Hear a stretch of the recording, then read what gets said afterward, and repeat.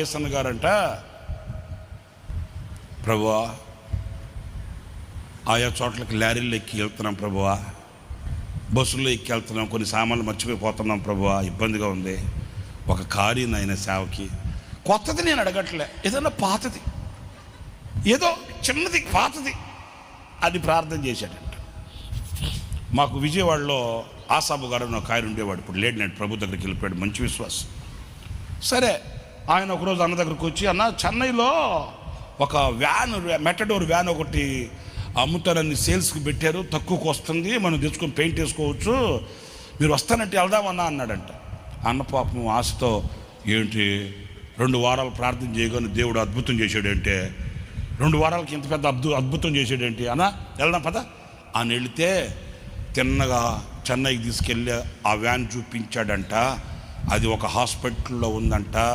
ఏ van అంటే శవాల్దోలు బండి అంట.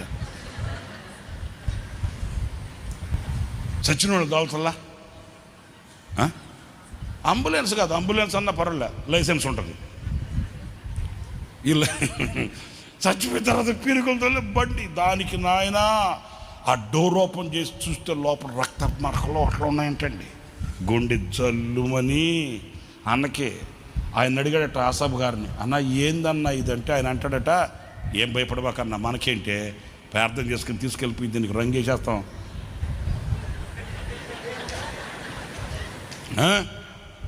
సరే రంగేస్తావు, సరే ఎక్కడికన్నా కోటలకు తీసుకెళ్ళి రాత్రుల్లో వస్తూ ఉన్నప్పుడు వాళ్ళు కూడా మనతో కూర్చున్నారు అనుకో,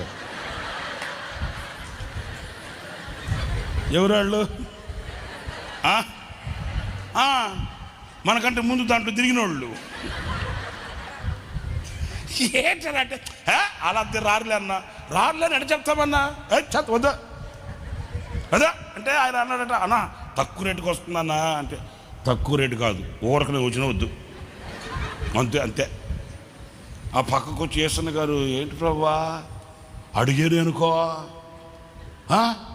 ఎట్లాంటి దెయ్యాలు తిరిగే పండిస్తావట ప్రభు అన్నాడట. మరి నువ్వు అడిగావుగా, నువ్వేమడిగా, పాత కొత్త తడకు ఈ బాబోయ్, అదే సంగతి. అయితే పని చేయి, వద్దు, కొత్త బ్రాండ్ కావాలి మనకు.